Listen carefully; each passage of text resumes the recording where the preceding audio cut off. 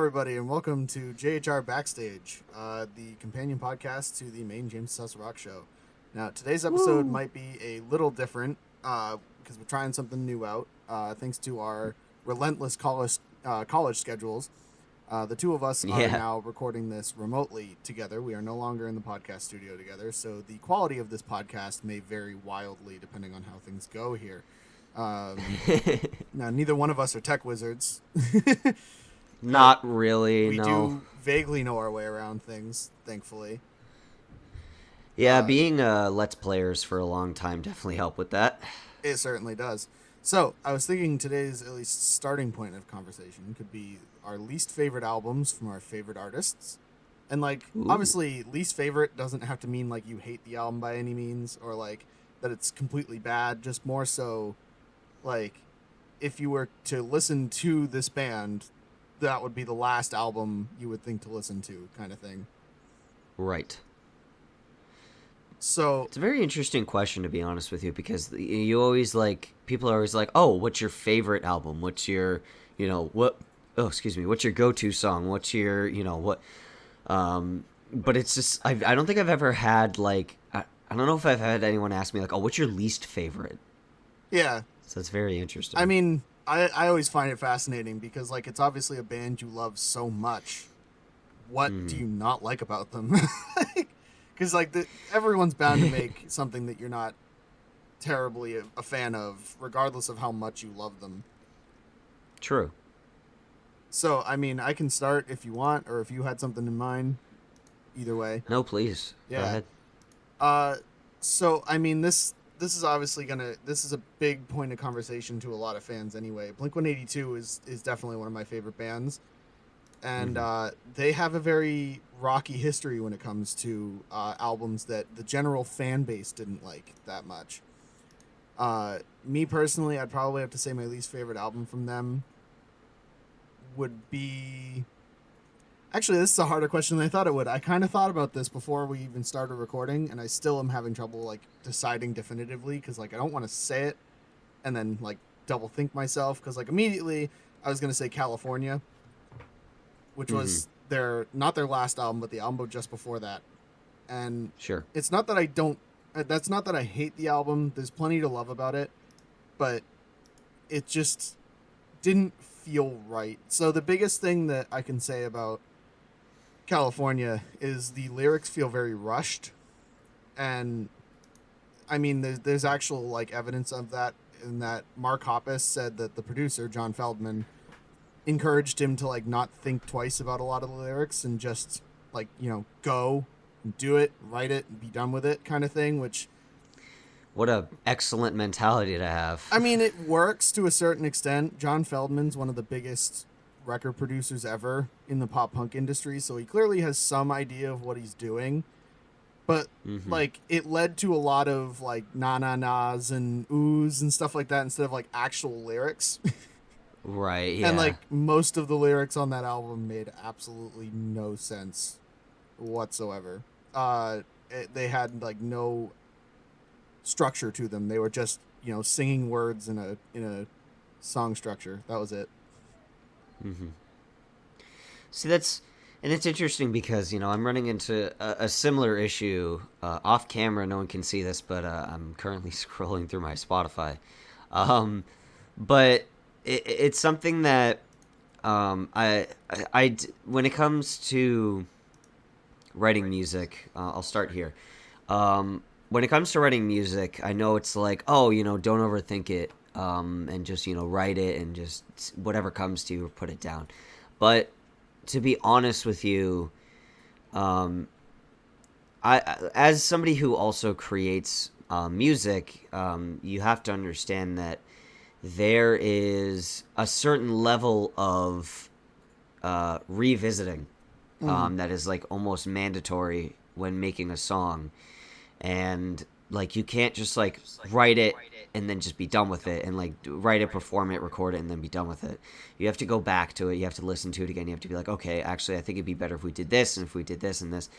So it's just, when you tell a band or a music artist, and you're oh, just do it once. that it's gonna produce some pretty, unless they get it right the first time, which is rare. It's gonna sound weird. It's not gonna come out right, and that's probably why the album, like, quote unquote, suffers. Yeah.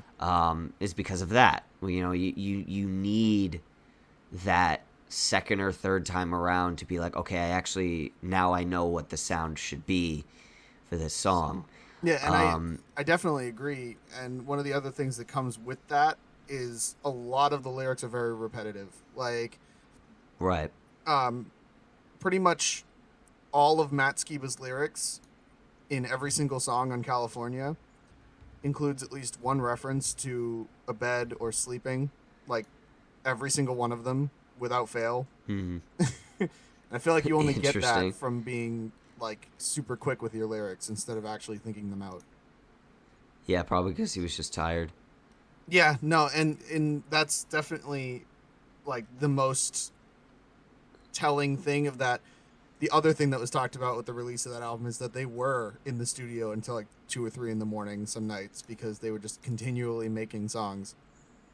Jesus. So probably all of them were very tired. Well, at this point, it had been so long since the last Blink-182 album. I think they just kind of wanted to, appease fans by putting something out. And, like, it is pretty good quality, all things considered, but not my favorite of theirs. It was also, of course, controversial due to the fact that it was the first one with Matt Skiba instead of Tom DeLonge. Which already was going to get a lot of people to hate it regardless of the quality of the album. Yeah, that's true. I would say, on my end, when it comes to, like, bands that have produced albums that aren't really my favorite, one key one that sticks out in my mind is AJR's Neo Theater. Yeah, which I think we briefly talked about in one of the other podcasts.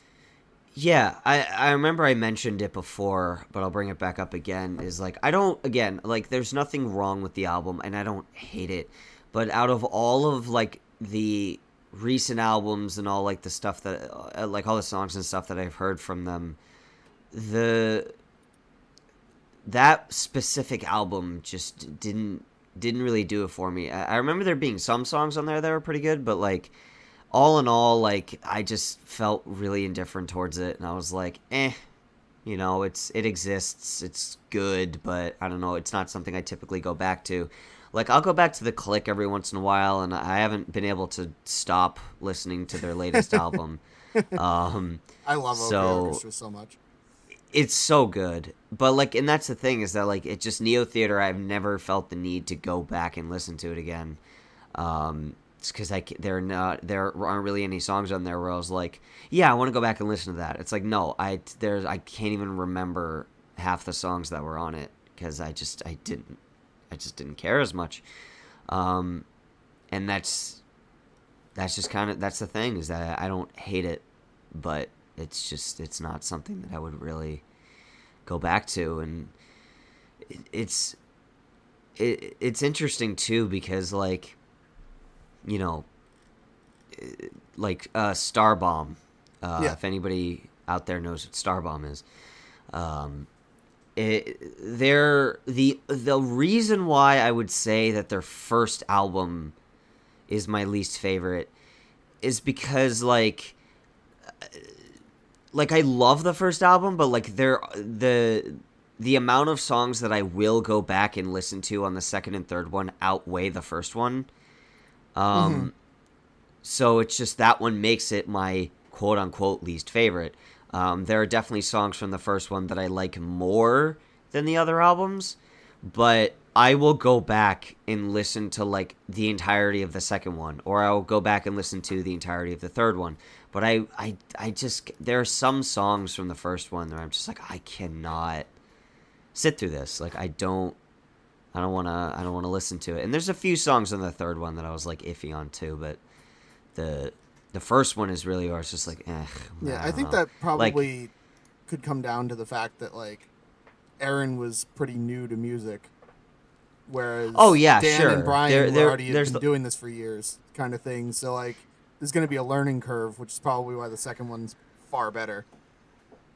Oh yeah, definitely. I think the third one is their best one. They really found their sound with I that one, agree. and they realized that too. They're like, oh, we finally found our sound on the last fucking album. Excuse my language. But like that's, and I was like, yeah, like how fitting. And so I just thought that was funny. And but like that is the thing where it's like the first album. That's true. They were trying to figure out what they wanted to do. Like, Aaron was still learning stuff, and so it's not bad at all. I still love the first album, but it's not as strong as the other two. I agree. It's So, funny because like I was thinking that you were gonna bring up NSP because I figured that was where your biggest wheelhouse is in terms of music. In, one of them, in yeah. terms of albums, at least in terms of like people that make full albums. Yeah, yeah. Yeah. Um, it's kind of hard to pick my favorite of. I mean, my least favorite of NSP's catalog. Although I'd probably have to say the Um, first Under the Covers if it counts. okay, so it's funny that you mentioned that because I was gonna mention the Under the Covers albums because, um, I don't know, like they're not bad at all. But it's not something that I would go back and really listen to. Like, there's a bunch of songs on the other albums that are pretty good. There's a bunch of songs I don't even recognize scrolling through some of the older albums. Um, but like the Under the Covers albums, like while their covers are pretty good, um, it's just those are the albums I find myself like not really going back to all that much, and like I guess there might like if we're gonna exclude cover albums, like if we're gonna do that, then I'd probably say their like first album. Yeah, NSFW. It would be the same for me. Yeah, because the second one, their second album has more songs that I at least I know love about. Strawberries and Cream so much. Strawberries and Cream is a fantastic album. It is. It's funny because like the only Under the Covers album that I do go back to on a pretty regular basis was the second one. Because like the first one had a couple of good ones. I really liked Everyone Wants to Rule the World or Everybody Wants to Rule the World and stuff like that. And then like it had a couple of other smaller ones that were really good. And then 2 is the one that just hit the stride for them. And there was a lot of really good covers on there that like I wouldn't say Ninja Sex Party or NSP, sorry, ever did them better, but like they're on par with the original in my opinion. And then 3 had a lot of skippable ones. It had a lot of good ones too because it had like Down Under and stuff like that, which I think is a really good cover for them. And of course the Don't Fear the Reaper with the full orchestra and all that. But 3 had the most skippable covers out of all 3 See, ones. it's funny too because I like at least made an attempt to listen to like the first one and the second one, but like the third one, I don't even know if I listened to it like at all or even all the way through, if at all. But like, and that's the thing is that like that's kind of telling of that album where it's just like, oh, it's just another cover album, because I think that their best stuff comes when they're sitting down and writing jokes about like dicks and stuff. Well, yeah, of course. Yeah. So it's like that. So like when they make cover albums and stuff, I'm like, okay, that's pretty cool. But where's my NSP? I get that. Yeah. I did, and I know we're talking about least favorites here, but just while we're still on the topic of NSP, The Prophecy is easily their best, 100%. Like I thought Cool Patrol was, and then when Prophecy came out, I absolutely adore the Prophecy album. It is so good. It is so funny, and it is arguably one of their best albums that they have out. Oh, and I feel like that's is. kind of telling for bands is that like with each new album they get better and better and better. You'd like to hope I called at Cool least. Patrol my favorite when that was out, which was the last album, and then when The Prophecy came out, I was like, no, all right, this is my favorite now. Yeah. Exactly. And that's the thing. And like I've noticed that it's just because you learn and you grow and you figure stuff out, you figure out what works and you understand more, and you hit a point where you're like, oh, I get it now. And like that's the thing with like even personally with my stuff, my albums, with the exception of one of them, progressively get better and better and better. Um, and it's the same with your albums too. It's like each one gets better and better and better because we're learning and we're figuring out what works, what our strongest skill sets are, and we figure out what we can make work.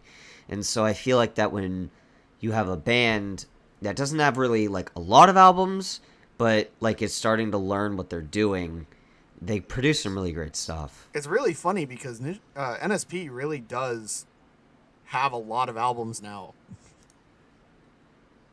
They do Like, now, yes, yeah, definitely. it's kind of funny to think about how long they've been around nowadays in terms of how many albums. But like I still, your point still stands, and I know it even like applies to the both of us. Um,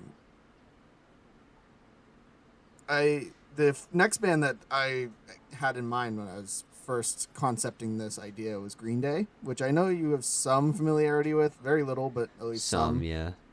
Um, it's really hard to pinpoint like a least favorite in their music.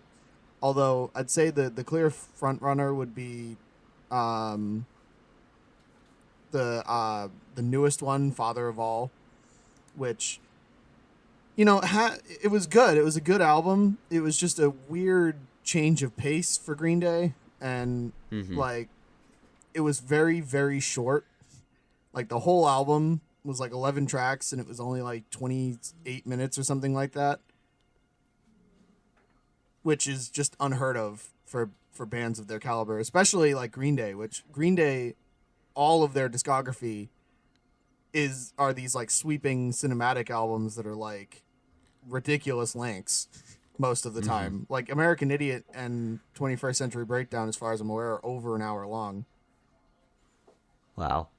So like for them to release like a 28-minute like 50s doo-wop rock album after having just released like Revolution Radio before, which was like a definitive rock album, it just felt Yeah. it felt pretty weird. Yeah, that is kind of the thing, I guess, is that um, when you hit a certain point, it becomes less about length, and it becomes more about the songs itself. And like, I guess I can't speak to this album because I haven't listened to it, but I feel like that a big thing with that is that once you hit a point where you're like, oh, I want it to be a long album, and then you hit a point where you're like, well, it doesn't really need to be long. It just the songs need to matter themselves. So like maybe it's possible that they focused more on like what will make this sound good as opposed to how long can we get the album. Yeah, I suppose you're right, but just is even more so like if you're gonna do that, at least make the songs good, right? Which they definitely Well, had. yeah. Yeah, they definitely had a couple of good songs on there, like "Meet Me on the Roof" and the title track "Father of All" were really good songs, and then like there were a handful of other standouts, but like nothing terribly like breakout that Notable. I was like, ooh, like I need to keep listening to "Father of All." Right. And like more so, it's a 28-minute album that I paid as much for than the album that came before it, which was like closer to 40 minutes. Hmm. 4 songs that I didn't like that much. I don't know. I feel like you need to tier that kind of stuff, but I understand that the music industry is one of those like regulated ones where like no matter how big or long or short or whatever your album is, it's pretty much the same standardized pricing depending on who you are as an artist. Yeah, that's true. That's just, I guess that's just kind of the game at this point, is that, you try and try and try and try, and then, eventually you just kind of hit the point where you're like, ugh. Yeah. I And mean, I can imagine Green Day's hitting that point. That yeah, they've been around. they're hitting the ugh. I was gonna say they've been around for like nearly 50 years. So, Right. and I mean, yeah, I guess I would get that like they've. Hold on, I need to look at how many studio albums they've even had because I could list them all off, but like it'd be much easier if I could just look at a number. Yeah, that's true. Because like you got to even think on top of the Green Day albums, they've also had a couple of spin-off albums under different names. Mm-hmm. So they've had 13 studio albums under the name Green Day, and then they've done 2 studio albums under the name The Network, and they did 1 album under the title Foxborough Hot Tubs, and then there was an album under Billy Joe Armstrong, like solo, but it did include the other 2 members. So why did they change their name so much? Because they were trying different types of music. The Foxborough Hot Tubs was a very like, not smooth jazz, but definitely much smoother than traditional Green Day. Right. And then the Network was this weird experimental, like, hard punk rock experimental electronica kind of thing. It's all over the place. Hey, I'm gonna try and I keep forgetting to silence my phone. Sorry, everyone. Real anyway, professional of you. Yeah, right? You'd think I'd be doing this for almost 10 years. So anyway, and then the one under Billy Joe Armstrong solo, but including the other 2 members of the band, was during quarantine. Mm-hmm. Every Monday, Billy Joe Armstrong would release like some small cover of some other song that he felt like covering, and he called them No Fun Mondays. And after like he released a good amount of them, they compiled it into an album on Spotify called No Fun Mondays, and it was listed under Billy Joe Armstrong, but it was included in the Green Day discography because it had the other 2 members in it. Interesting. Okay. And then you got to think Billy Joe Armstrong also did that country album with Norah Jones. So he's probably a little tired now they list all that out. Yeah, I was gonna say that'd make anybody exhausted. We're just like, ugh. On top of the Broadway play that they had, and the movie that's been stuck in developmental hell for the last 5 years. I forgot they had any of that happening. Well, so American Idiot, the Broadway musical, was so good. I saw it at the Boston Opera House. It was fantastic. That's good. And then their HBO picked it up to make a movie adaptation of the Broadway musical, similar to like Jersey Boys or anything like that. And then that project has just been stuck in development for like the last 5 or 6 years. Like they keep promising that it's still happening, but there's been like no major movement for a couple of years now. Similar to like the FNAF movie and stuff. Huh. Which is funny because like now would be the time, if anything, because like look at the pre-recorded version of Hamilton and all the awards it was winning, and then like they missed the mark even when Jersey Boys came out about 5 years ago too, which was another film adaptation of a Broadway musical. If you're not familiar, they should just release a Rocket Man type movie, and they should call it American Idiot. Honestly, I bet they would do something like that. But this is like a direct adaptation of the storyline in the album because it's a concept album that follows like a full storyline. I would be down for a Billy Joe Armstrong biopic movie though, like, because I'd be very down for a Rocket Man style movie with Billy Joe Armstrong as the center point. I feel like they would call it Basket Case. More than likely, because that was like Green Day's first big breakout song, and it was like, you know, a description of him as a person. Fair, but I also feel as though, you know, the one that's most famous that everybody knows, and they'd be like, oh, we should call it that instead. But see, that would cause brand confusion then with the Broadway play and I guess the that's movie. a good point too. Yeah, that I mean, makes they sense, could even actually. call it arguably Father of All. It would still fit as a movie title, and it's their latest album at the time of this recording, at least. Yeah, that's fair. There's so many options. Yeah, I would be super down to see a Billy Joe Armstrong movie, though. Now I'm kind of curious to see that. I know they did, obviously, Bohemian Rhapsody, and then they did Rocket Man, and then they did the one on Janet Jackson, which no one paid attention to at all. Nope. I don't even think it released in theaters. If it did, it only did for like a really short amount of time. Like, Yeah, I remember the trailer, yeah, but that was about it. yeah, because it was the trailer for it was before Rocket Man when we went to go see it. Was it? Yeah, when That long ago? yeah, this was a couple of years ago Jesus. already. Yeah, that's what I mean. No one paid attention to this film. Like, Yeah, well, because I was gonna say, like, I remember. Well, because don't they have one coming out about like Judy Garland? oh wait, I'm mixing them up. You're right. It was Judy Garland was the one we saw the trailer for in front of Rocket Man. The woman who played Dorothy in Yeah. yeah, that was the Judy Garland film was before Rocket Man. So that one's been out for a while and no one paid attention to it. I think they are doing a Janet Jackson one though that just hasn't come out yet. I'm mixing my people up. I'm very tired. So many J's. Yeah. Rocket Man. Wait a minute. Does Bohemian- that mean that you'll get your own movie too someday? I would hate that.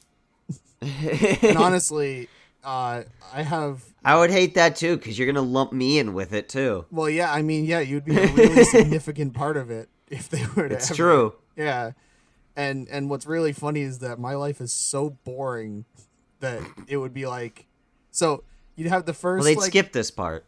Well, yeah, you'd have like the first 20, 30 minutes be like early childhood, like, all my comics and stuff like that or whatever. Then you could Yeah. have like middle school. You'd skip pretty much entirely. I didn't do anything of any interest in middle school. Right. Then you could like show off. Like, actually, no, the only interesting thing I did during middle school was like make my first film and start James Assess Rock, which, this harkens back to the conversation we had in the first podcast where that completely slipped my mind that was even something interesting I did. I was 13 and made a film and a television show, and I'm like, I didn't do anything interesting in middle school.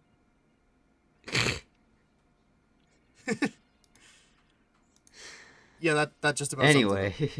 up. Yeah, yeah, you'd have to skip most of this. In fact, all of it from like late high school to now, if you were going to do a film. There's been nothing of any real big significance up until maybe this year. But anyway, that's all the time we have for today. What a great way to end the episode. Yeah. Thank you guys so much for listening. I hope this style of the podcast doesn't sound too terrible. And when I edit this, if it does, we'll probably re-record it. So if you're hearing this, all went well. If you're hearing this, congratulations, you won. Yeah, exactly. All right. See you guys all next week. The core show will be coming back sometime in early October. So keep an eye out for that. But in the meantime, we'll have all this podcast fun for you still weekly, as it always was. Thank you guys. Peace. See you later, guys.